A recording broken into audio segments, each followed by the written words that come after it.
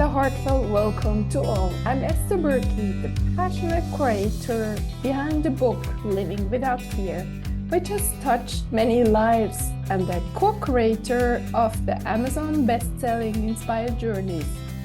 If you're eager to explore a world of endless possibilities, you've come to the right place. Know someone who could use a dose of inspiration from today's episode? Feel free to share this podcast with them, and don't forget to stay updated by subscribing to my newsletter, joining me on YouTube, and if you found value in what you heard, kindly leave a brief review or rate it on your preferred podcast platform with a sprinkle of stars. Your unwavering support truly warms my heart, and I'm deeply appreciative of each and every one of you. Thank you for being here. And today, I'd like to talk about my own challenges and how I deal with them. This week, I had a big discussion with my dad, and it felt very bad. Arguing with a nearly 90-year-old father isn't great, and I don't want this anymore.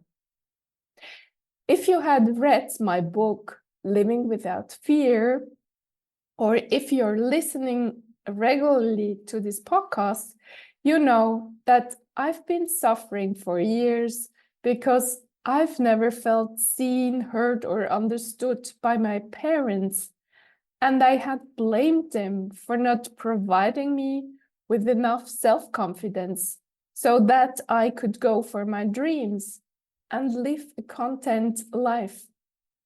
Meanwhile, I learned that I'm the only master of my emotions and thoughts, and therefore also my state.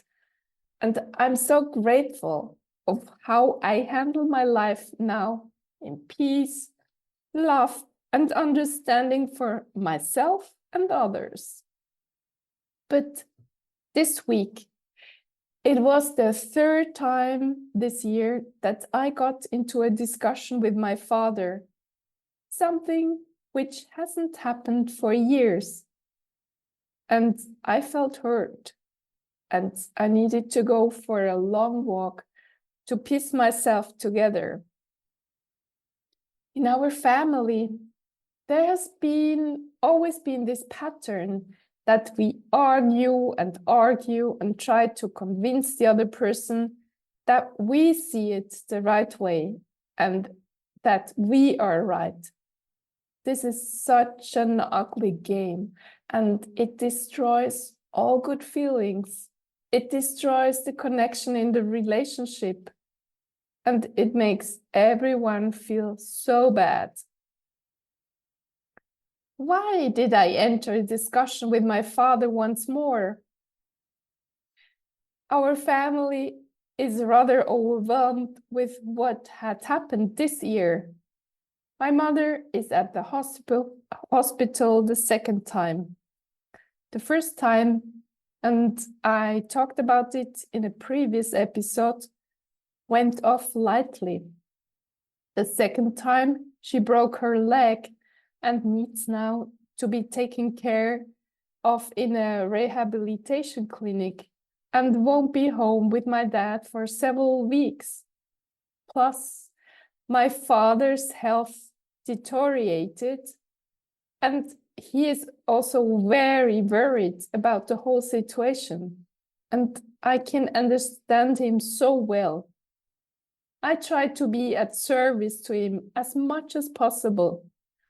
But when he started blaming me the other day that I didn't understand him and that he knows all much better, I couldn't hold myself back and got upset. And we entered a longer discussion. I was so shocked that it happened again. I don't want this.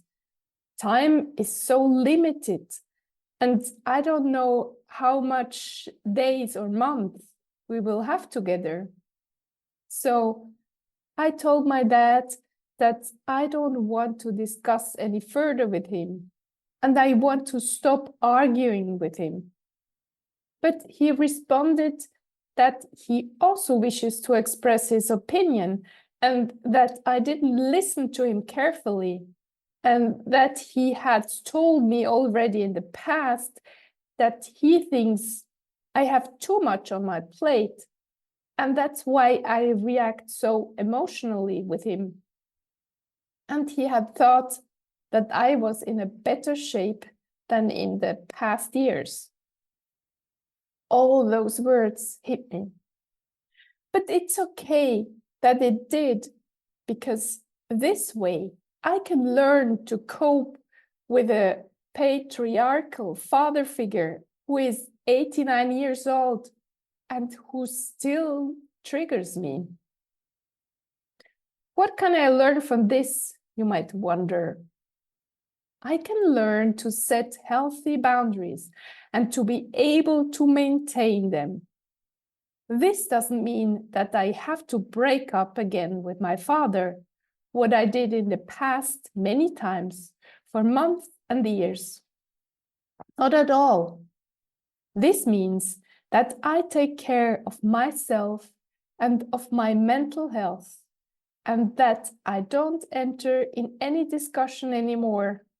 And if it happens again, because it's clear I'm worried how I will handle my elderly parents' life, and my nerves are on edge. If it happens again, I will try to stop the discussion very clearly, very early, as soon as I realize that it doesn't bring us any further. My father doesn't like when I want to end the discussion. The first and the second time it happened, I left the room. The third time we were on the phone, but I told him that I wanted to end the phone call, but I wasn't determined enough to do it. But when he called me on the phone last night again, I could set clear boundaries. I could tell him, because I wanted to talk to my sons and I was tired, Dad, I see and understand that you are worried because Mom fell out of the clinic bed at night. She's confused and she might do it again when she will come home. But this will be in a few weeks and we will find a solution. We cannot do something about it tonight. And I could end the phone call in a good manner.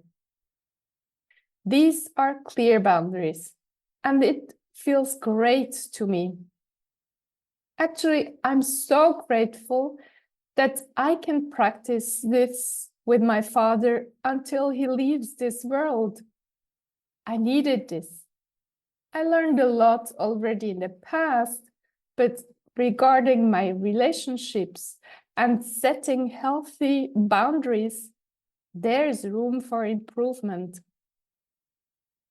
If you are not feeling your worth, if you're like me, not feeling good enough for many years, you want to please all the people around you. You don't want to hurt someone because you've been hurt and you always felt you're not seen, heard, or understood by your parents or other adults in your childhood. So nowadays, you don't want to be selfish and you want to be there for everyone and give them the feeling that they are seen, heard, and understood. But by doing this, you might forget yourself and you distance yourself from your own needs. And this is the danger. And at the end, you feel upset in relationships because they don't give you what you give them. So try out to focus the next days on setting boundaries. And if you like, let me know what you discovered. You can share your thoughts with me on Instagram or on YouTube or you can write me an email. Thank you so much, dear listener, for spending your precious time with me and being open to improve your life quality. And I cannot repeat it enough. In case you still feel worthless and nobody seems to like you, I tell you, you're amazing, I love you, and you are a gift to everyone who crosses your path. And please remember these sentences over and over again. Have an amazing day and talk to you next week.